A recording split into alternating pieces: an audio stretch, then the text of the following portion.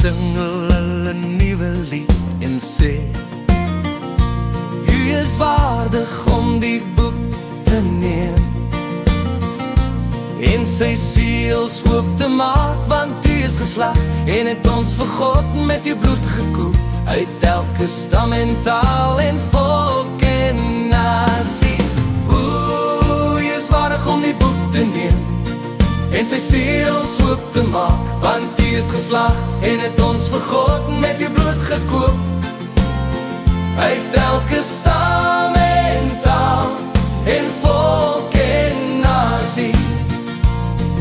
En 'n ander engel het gekom en met 'n goue wierookbak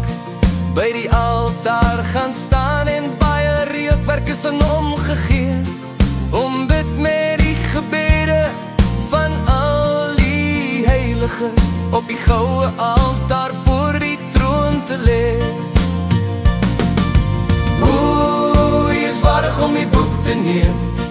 en sy seels oop te maak, want U is geslag en het ons vir God met U bloed gekoop, uit elke stam en taal en volk en nasie. U is waardig om die boek te neem en sy seels oop te maak, want U is geslag en het ons vir God met U bloed gekoop, uit elke stam en taal en volk en nasie. Die rook van die reukwerk het met die gebede van die heiliges uit die hand van die engel opgegaan voor God. U is waardig om die boek te neem